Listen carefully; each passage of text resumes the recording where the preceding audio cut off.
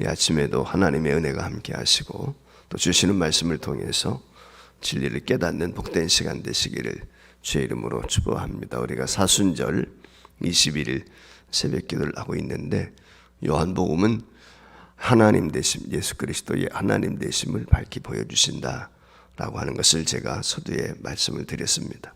오늘도 오늘 본문 말씀에 보면은 그 하나님의 아들 되신 하나님이신 예수님이 이 땅에 오신 목적이 뭐냐라고 하는 걸 우리에게 밝히 보여주고 있습니다. 달리 말하면 예수님이 이 땅에 오신 목적은 오직 죄인들을 구원하기 위해서 오셨다. 이것이 주님이 이 땅에 오신 목적인 것을 강조하고 있습니다. 특별히 예수님께서 여러 가지 이적들을 행하셨단 말이죠. 오늘 여기 2장 말미에 가보시면 알겠지만은 6월절에 예수님께서 예루살렘에 계시니 많은 사람이 그의 행하시는 표적을 보고 그의 이름을 믿었다라고 이렇게 말씀을 했어요. 그러니까 가나의 혼인잔치의 이적을 비롯해서 오늘 여기에는 기록이 되어 있지 않지만 요한복음 21장에 기록된 것처럼 예수님께서 행하신 모든 이적을 기록하면 성경에 다 기록할 수가 없단 말이죠. 그래서 몇 가지만 간추려서 기록을 했다는 것을 저자가 밝혔었는데 바로 그와 같은 이적들을 행하신 이유가 뭐냐? 바로 예수 그리스도 하나님이시다. 그를 믿어야 구원이 있다는 것을 밝히 증언하기 위한 것이었다는 것이죠. 그래서 많은 사람들이 기대를 가지고 예수님을 쫓게 되었을 때 그 중에 한 청년이 찾아오는데 오늘 여기 본문에 나와 있는 것처럼 니고데모라고 하는 사람이 그가 이런 기적과 행하는 표적들을 통해서 특별히 예루살렘에 올라가셔서 성전을 청결케 하는 사건이 있었지 않습니까? 그러니까 이와 같은 것들을 통해서 이 사람이 하나님이 보낸 사람이다 라고 하는 확신을 갖게 되었고 그가 주님을 찾아오게 되는 것입니다. 오늘 니고데모와 예수님과의 대화를 통해서 우리가 하나님 나라에 참여하는 자가 천국을 소유할 수 있다.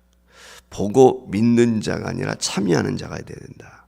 이걸 먼저 우리가 이해를 해야 될 것입니다. 그러니까 하나님의 나라에는 어떻게 들어가는가?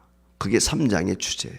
그러니까 3장에서 우리에게 보여주는 것은 하나님 나라는 이렇게 들어간다. 즉 구원은 이렇게 받는 것이다. 라고 하는 걸 우리에게 말씀을 해주고 있습니다. 자, 여러분 예수님이 행하신 이적을 수많은 사람들이 봤죠. 목격했습니다. 우리가 이제 6장에 갔으면 아시겠지만 보리떡 5개와 물고기 2마리로도 5,000명을 먹이셨단 말이죠. 그게 5,000명뿐만 아니고 남자만 5,000명이니까 아이들과 부녀자들까지 하면 수만 명이 예수님께서 보리떡 5개와 물고기 2마리로 5,000명 먹인 사건을 목격을 했어요. 그리고 이게 진짜 하나님의 아들이구나 라고 하는 그들이 믿음도 있었을 거예요. 그런데 막바지에 이르게 되었을 때 어떻게 되죠?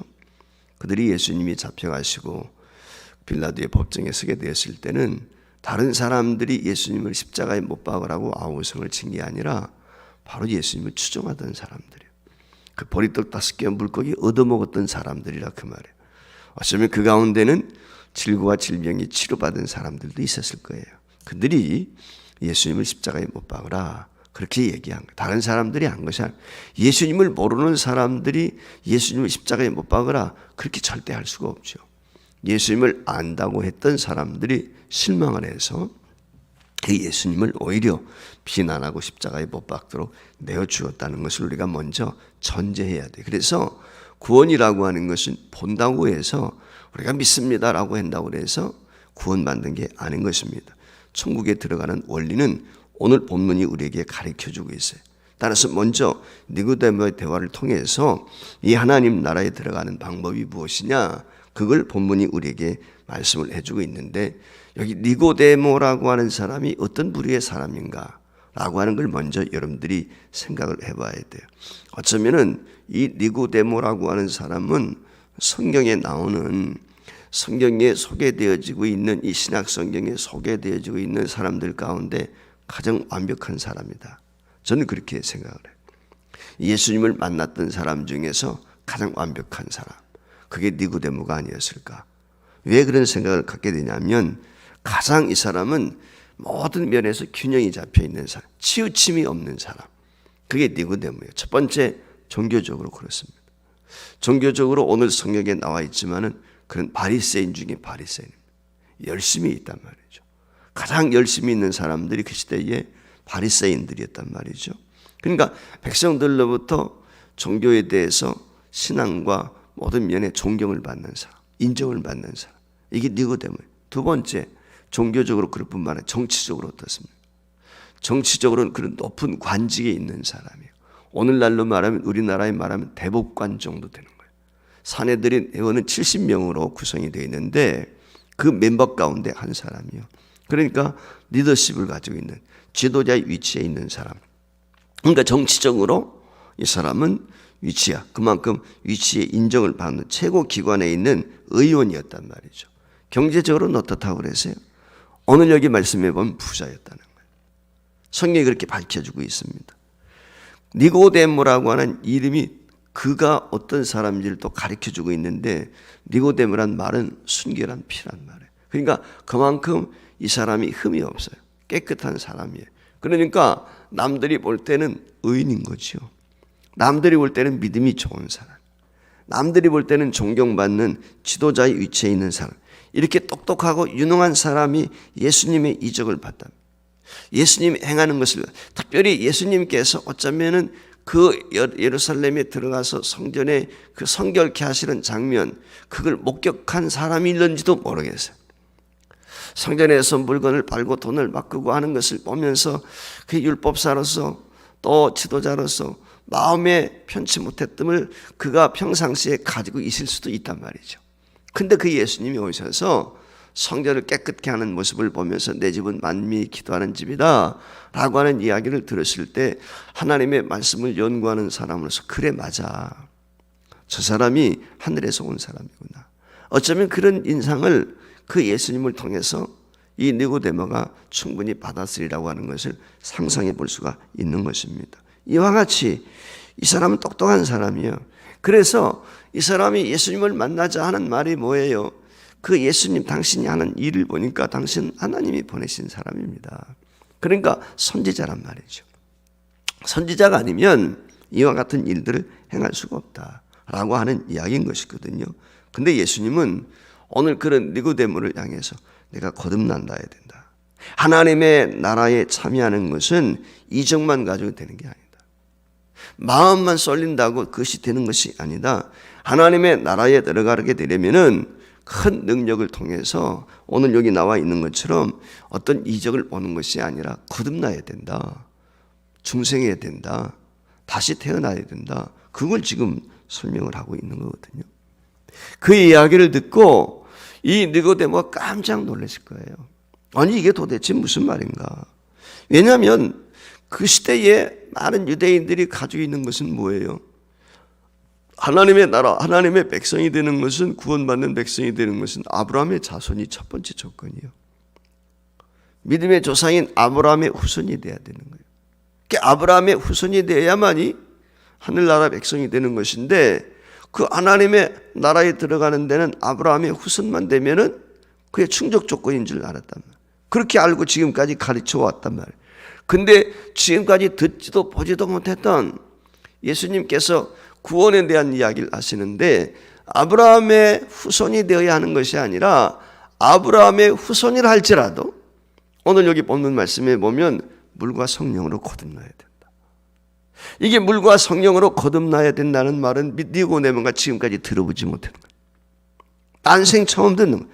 율법을 연구하는 사람이에요. 근데 어디 성경에서도 본 적이 없단 말이지. 이 사람이 자기 연구한 바에 의하면은. 그런데 오늘 예수님께서 오늘 이와 같이 내가 다시 살아야 된다. 그것도 물과 성령이라고 하는 거예요. 이걸 지금 이야기하게 될 때 그가 기이 여길 수밖에 없죠. 놀랄 수밖에 없는 거예요. 그러면서 하는 말씀이 무슨 생뚱맞게 듣지도 보지도 못했던 이야기를 하는데 이 모세가 광야에서 이스라엘 백성들이 하나님을 반역하게 되었을 때, 잘못하게 되었을 때 불뱀을 통해서 말이죠. 죽어가게 될 때 노뱀을 달았던 것처럼 오늘 주님이 하시는 말씀이 십자가에 높이 달린 그 모세의 그 이야기를 하면서 자기가 그 십자가에 달린다 라고 하는 이야기까지 지금 하고 있는 거다. 그러니까 오늘 이 첫 만남을 통해서 니고데모는 예수님이 하시는 말씀이 무슨 얘기인지 사실 이해가 잘 안 되는 거죠. 지도자입니다. 학식도 있습니다. 율법사입니다. 그럼에도 불구하고 오늘 예수님의 말씀이 너무 신기한 거예요. 또 하나 기억해야 될 것은 모세가 손에 들린 구림의 물 본 사람만 살아난다. 그렇게 이야기를 하면서 십자가에 들리신 예수님을 믿는 자만이 영생을 얻는다. 우리 화면에 띄워줬으면 좋겠어요. 타이틀들을. 그 얘기를 지금 하고 있단 말이죠. 예. 그러면서 오늘 여기 뭐라고 그럽니까? 16절 말씀에 이렇게 이야기하거든요. 이는 그를 믿는 자마다 멸망하지 않고 영생을 얻게 하려 하십니다. 한마디로 말하면은 예수님은 니고데모의 대화를 통해서 하늘나라에 들어가는, 천국에 들어가는 방법 속에서 당신이 바로 누구라는 거예요? 천국의 주인이다. 내가 구세주다. 그걸 지금 이야기하고 있어요. 우리가 아는 것처럼 구원이라고 하는 것은, 믿음이라고 하는 것은 선물이죠. 내가 믿고 싶다 그래서 믿을 수 있는 것이 아니고, 구원이라고 하는 것은 내가 구원받고 싶다 그래서 되는 게 아니라 하나님이 거저주시는 선물이란 말이에요. 그래서 거기는 누구든지 자랑할 수가 없어요. 자랑할 육체가 없는 거예요. 하나님이 주시는 선물이기 때문에. 그런데 하나님의 선물임에도 분명한 것이 있는데, 그것이 뭐냐면 십자가에 달리신 예수님을 바라보고 믿어야 된다는 거예요. 그 믿음을 지금 요구하고 있는 거예요. 그래서 17절 보세요. 하나님이 그 아들을 세상에 보내신 것은 세상을 심판하려 하심이 아니요 그로 말미암아 세상이 구원을 받게 하려 하십니다. 그러니까 예수님을 믿고 구원을 받게 하는 것, 그것이 목적이란 말이죠. 믿음이 무엇입니까? 믿음이라고 하는 것은 어둠 속에 있는 사람이 빛 대신 예수님께 나오는 거예요. 빛으로 나오는 것입니다. 그러니까 이 시대에 요한복음 1장에 보면 예수님은 빛이다, 그렇게 이야기를 했어요. 세상의 빛을. 세상의 빛이다 예수님을 이야기한 것은 그 시대에 세상과 대비했어요. 세상은 어둠이라면, 사탄의 후손들인 세상은 악으로 가득하고 어둠 속에 있단 말이에요. 근데 예수님은 선이시고 예수님은 하나님이시고 구원자, 그분은 빛이다 라고 하는 걸 대비해서 이야기해요. 빛과 어둠을 대비해서 말씀을 하고 있어요. 그러면서 예수님이 빛인데 이 어둠 속에 있는 자, 사탄의 지배를 받고 있는 자는 어디로 나와야 돼? 빛으로 나와야 된다. 빛 대신 예수님께 나와야 된다 라고 하는 것을 이야기하고 있어요. 그래서 어둠 속에 있다는 것은 윤리적이지 못한 거예요. 비윤리적입니다. 비신앙적입니다. 죄와 무지와 미신 속에 있다. 불신앙의 세계, 그게 바로 어두움의 세계라는 것이죠. 그래서 악을 행하는 자마다 악한 행위를 가리우기 위해서 죄인들의 특징이 뭡니까? 숨는 거예요. 죄인들은 밝은 빛을 두려워하는 거예요. 사기치고 강도 짓 하고 나쁜 짓 하는 사람들 보세요. 어두운 데 사는 것이지 대낮에 활주하지 못한단 말이에요. 대낮에 활보하는 것이 아니라 어두움, 밤중에 하는 거예요.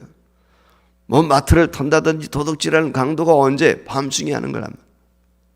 물론 담대해가지고 요즘에는 대낮에도 집에 침입해가지고 말이죠, 흉기를 들고 위협을 하지만 대다수의 범죄자들이 어떻게 합니까? 어둠을 좋아하는 거예요. 밤을 좋아한단 말이죠. 하나님을 찾고 하나님을 구세주로 받아들이지 않고 오직 자신의 유익만을 위해서 살 뿐이지 빛으로 살지 않기 때문에 빛이 되신 주님과는 정반대가 되는 거예요. 이게 어둠의 자식들의 특징이란 말이에요. 그러니까 성도는 어떻게 살아야 된다는 거예요? 한마디로 말하면 빛으로 살아야 되는 거예요. 이게 세상과 구별되는, 빛은 드러날 수밖에 없어요. 세상이 어둠이니까 밝기 틀, 쉽게 말하면 그렇게 이야기할 수 있어요. 세상은 깜깜해. 모든 옷이 다 깜장 옷을 입고 있다고 생각해 보세요. 검정 옷을. 모든 사람들이 다 검정 옷을 입고 있는데 그 가운데 어느 누군가 흰 옷을 입고 나타나요. 어디서든 다 보이지요. 다 보이는 거예요. 그러니까 예수 믿는 사람은 드러나게 돼 있어요. 세상이 다 사기치고 거짓치고 모든 행하는 것들이 악한데 예수 믿는 사람은 선하니까 구별되는 거예요. 그러니까 예수 믿는 사람은 세상에서 구별이 돼야 돼요. 구별이 안 되면 문제가 있는 거예요. 구별되도록 그러니까 예수님이 우리에게 하신 말씀이 너는 세상의 소금이다. 세상의 빛이다. 세상에. 이게 구별됐다 그 말이에요. 그러니까 세상이 왜 교회를 미워합니까? 왜 그리스도인을 미워합니까? 오늘날 한국 교회가 비난받는 이유는 교회가 잘못한 점 때문에 그렇지만 본래부터 교회는 비난을 받고 핍박을 받는 거예요. 비난이 핍박을 받는 거예요. 초대교회 보세요. 많은 성도들이 순교하지 않았습니까? 그 이유가 뭐예요? 세상이 어둠이기 때문에. 자기는 악하거든. 근데 자기의 악함이 선한 사람, 빛이 드러나게 되니까, 빛이 있으니까 어떻게 자기 악함이 막 드러나는 거예요. 어둠이 드러나잖아요. 그러니까 그게 싫은 거예요. 그래서 교회를 핍박하고 비난하고 그리스도인들을 대적하는 거예요. 자기를 정당하기 위해서. 그러니까 어쩔 수 없이 그리스도인은 세상에서 핍박을 받게 돼 있단 말이에요. 고난이 있다 그 말이에요. 이걸 우리가 명심을 해야 돼요. 그럼에도 불구하고 우리 성도는 어떻게 살아야 돼? 빛으로 살아야 되고 빛 대신 주님 앞에 자꾸 나와야 돼요. 이것이 구원받는 성도의 모습이다. 그걸 우리에게 가르쳐주고 있어요. 특별히 오늘 우리가 본문 말씀을 통해서 깨닫게 되어지는 것이 무엇입니까? 세례 요한은 자신의 역할, 오늘 여기 본문 말씀에 보면 세례 요한이 자신의 역할에 대해서 이야기하거든요. 아마 세례 요한과 예수님이 이적을 행하고 아마 세례를 예수님도 주지 않습니까? 회개하라, 천국이 가까웠다. 세례 요한이 맨 처음에 했었잖아요. 근데 예수님도 동일하게 복음을 전하면서 그를 따르는 추종자들이 많게 되니까 세례 요한의 제자들이 아마 시기심이 있었겠지요. 왜? 자신의 선생님보다도, 자신들이 모이는 선생님보다도 예수님이 더 인기가 많고 예수님 앞에 더 많은 사람들이 몰려가는 거예요. 그러니까 어느 날 와가지고 세례 요한의 제자들이 세례 요한에게 하는 말이 뭐예요? 선생님이 말씀하셨던 그 사람이 이 이야기를 아는데 수많은 사람들이 그 사람을 따라다닙니다. 우리를 따라오던 사람이 이제는 그쪽으로 다 갑니다. 한마디로 말하면 그거예요. 어쩌면은 시기와 질투하는 마음이 이 세례 요한의 제자들에게 있었는지도 모르겠어요. 근데 세례 요한의 위대한 점이 바로 오늘 여기 본문에 나타나죠. 그 이야기를 들은 세례 요한이 무엇이라고 이야기합니까? 28절 말씀에 그런 얘기를 해요. 내가 말한 바 나는 그리스도가 아니요 그의 앞에 보내심을 받은 자라고 한 것을 증언할 자는 너희니라. 나는 메시아가 아니다. 제자들한테 지금 얘기하는 거예요. 나는 메시아가 아니야. 그리스도가 아니야. 구원자가 아니다.